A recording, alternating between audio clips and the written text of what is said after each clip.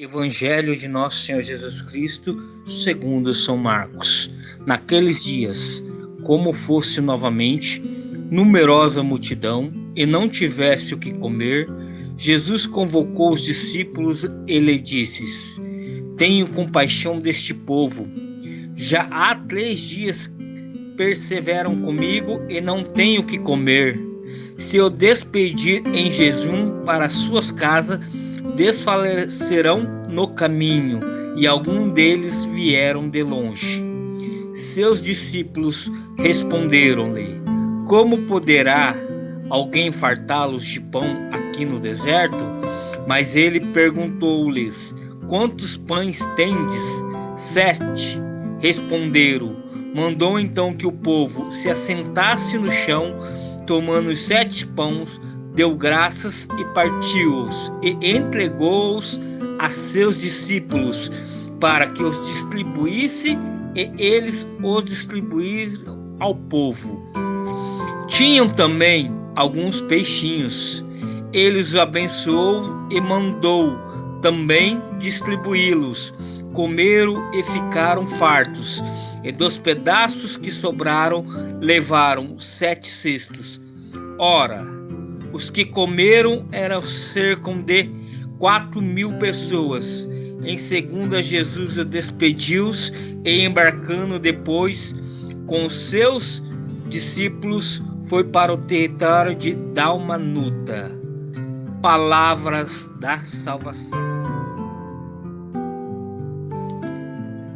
Pai Jesus, o doce amor de Maria, eu queria fazer essa reflexão sobre o Evangelho de sábado de São Marcos, no capítulo 8, do versículo 1 ao 10, que fala da multiplicação de pães.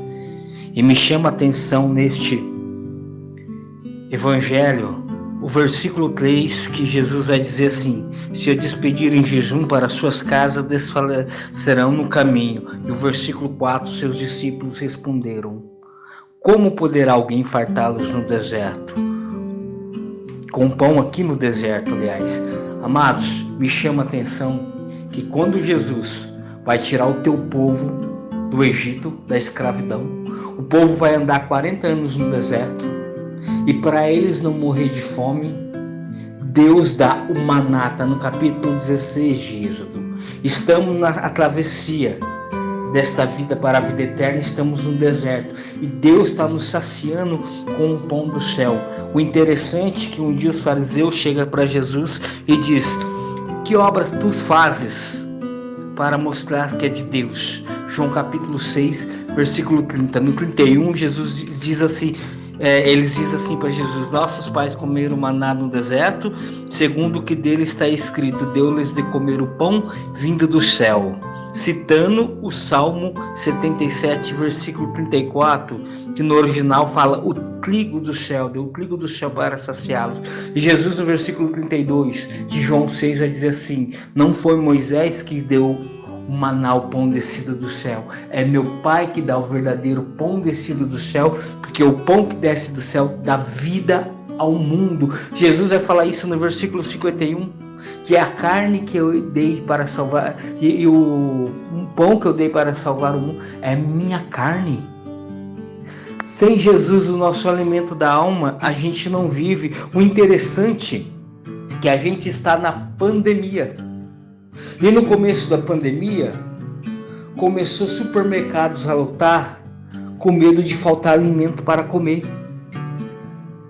E as pessoas alotaram o supermercado e esvaziaram a Santa Missa, a igreja. O interessante é que houve desculpa de pessoas dizendo: eu não estou indo na missa porque a minha mãe, que tem 60 anos, não pode ir, a minha filha, que tem menos de 12, não pode ir. E eu me lembrei daquele evangelho, aquela parábola que Jesus vai dizer em Lucas capítulo 14, do versículo 15 seguintes. E lá pelo versículo 18, muitas pessoas, quando Jesus fala do banquete que está preparado, o grande banquete, fala assim: preparei o banquete, chama os convidados. Diz que a partir do versículo 18 ele fala assim: eu casei agora, eu não posso ir. Eu tenho uma reunião importante, eu não posso ir. Eu tenho uma junta de boi. E cada um começou a se desculpar. Agora imagina, fizeram fila, porque com medo de faltar alimento. É claro, graças a Deus eu não posso dizer isso, que eu vi e vejo e até enfrento aqui na paróquia Santa de Virgens, fila para pegar senha para missa. É a primeira vez na vida que eu vejo isso, graças ao bom pastor, ao bom padre que a gente tem. Né? Mas eu lembro que teve pessoas que dormiam na fila do gás, teve pessoas que dormiam na fila do posto de combustível porque faltou gasolina. Será que alguém dormiria na fila para pegar a senha da Eucaristia? Jesus vai dizer em João 6,27, trabalhai não pela comida que perece, mas pela comida que dura a vida eterna, qual o Pai põe o seu sinal. Estamos diante de um grande combate espiritual, e como vamos combater sem esse alimento que nos dá força? Você já ouviu dizer que saco vazio não para em pé? E o Salmo 22, versículo 5, diz que ele preparou uma mesa diante dos inimigos. É dele que nós temos a força de vencer. Quantos estão raquíticos na alma?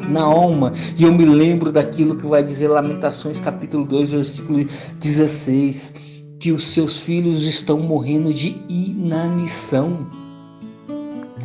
Que inanição, morrendo de fome. Agora imagina esses que dão desculpa para ir na missa, dizendo que mãe não pode ir, que filho não pode ir, mas eles continuam indo no supermercado, porque eles não deixaram de ir no supermercado. E a devoção eucarística cada vez mais se perdendo, porque o próprio Catecismo da Igreja Católica, no parágrafo 1035, ele vai dizer que a multiplicação do pão prefigura essa multiplicação da Eucaristia no altar. Gente, é o alimento de vida eterna. Padre Pio dizia que se soubéssemos o que é Santa Missa e Eucaristia, as igrejas viveriam alotadas. Né? Como que eu queria ver, é claro, a gula, a gente sabe que a gula, ela é um pecado capital, ela é um pecado que nos leva a outros pecados, mas como que eu queria ver nas pessoas uma gula espiritual, uma fome de Deus.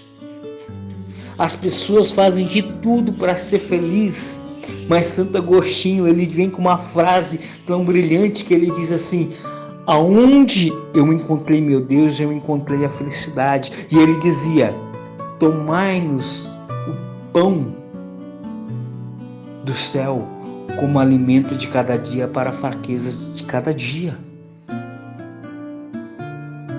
Existe um vazio dentro do homem do tamanho de Deus, porque é a fome de Deus. Eu já vi pessoas que têm de tudo, mas se não tem de Deus não tem nada. E Santa Dulce dos Pobres dizia: eu já vi pessoas que são tão ricas, são tão pobres que não tem nada mais do que dinheiro. Porque tem pessoas que têm tantas coisas, mas sentem tristeza, entram em depressão, se suicida por causa desse vazio que é Deus, por causa dessa fome que é de Deus.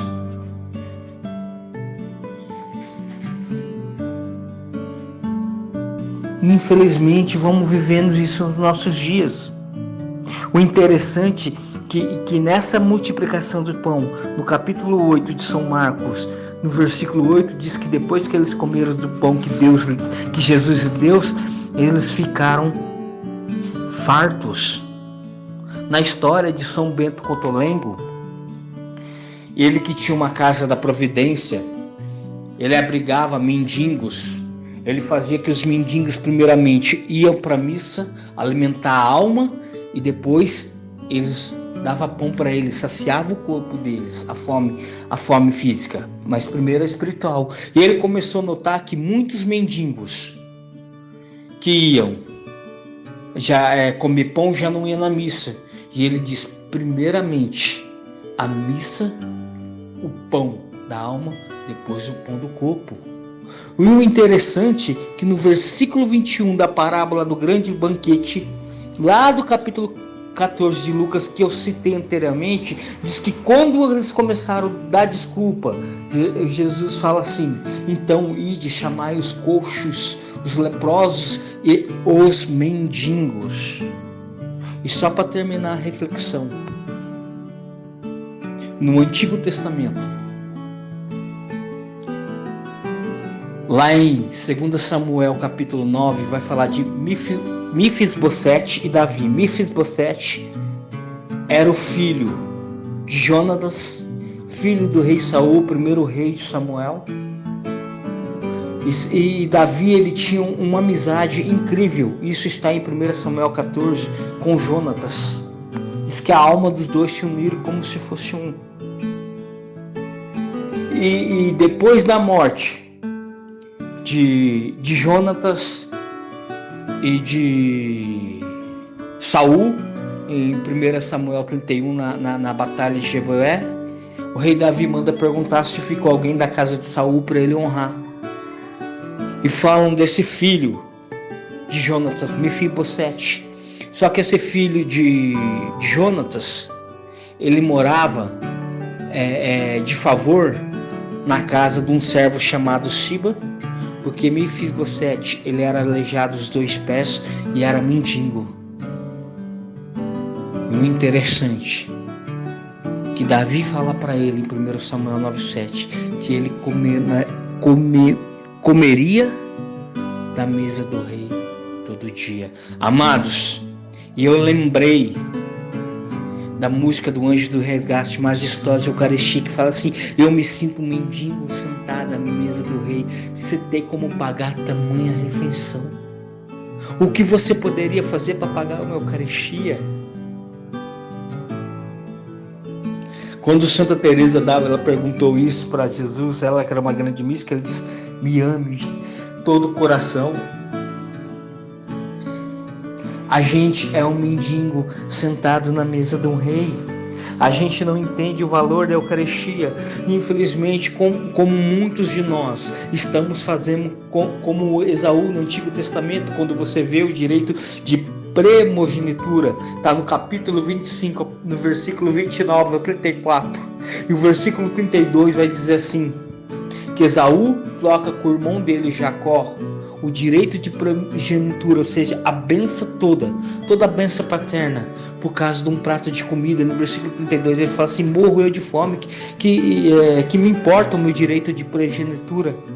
Aí Hebreus capítulo 12, versículo 16, comentando essa passagem, vai dizer assim: que não esteja ninguém, que não haja entre vós ninguém sensual nem profanador como Esaú, que por um prato de comida vendeu o seu direito de primogenitura. Quanto nós estamos trocando a missa de domingo por um churrasco, por uma chácara, né? Quantos de nós, não entendendo o que é a Eucaristia, trocando a nossa bênção por um prato de comida, por uma festa mundana aí qualquer? Quantos de nós que estamos fracos na nossa alma porque não alimentamos? O interessante é que você tem que se alimentar direito, não basta se alimentar de qualquer jeito. E o interessante é que eu vejo dentro da igreja muitas pessoas que não confessa e comungam em estado de pecado mortal. E o próprio São Paulo, ele vai dizer em 1 Coríntios capítulo 11, no versículo 29, que aquele que comunga indignamente, come do corpo e sangue do Senhor, comunga a própria condenação, né? A própria condenação, sem dizer que muitos ficam sem comungar porque preferem viver no pecado do que comungar o corpo do seu Senhor. Muitos vão para a missa e não comungam. Muitos vão para a missa e não se confessa para comungar, comer desse delicioso banquete. Só uma pergunta: se você for numa churrascaria, você vai ficar só olhando para a carne? Assim é muitos cristãos católicos que vão para a Santa Missa e não comungam do corpo e sangue do seu Senhor. Amados, fica com Deus, a paz de Jesus, doce de Maria, e até uma próxima oportunidade, e que Deus abençoe a todos. O cálice e a hóstia eram o meu desejo também era com ele ser um só coração, meu Senhor. O mesmo sangue nas veias, Senhor, estando unido a ti. E esquecer-me de mim, conceder que eu fique eternamente assim.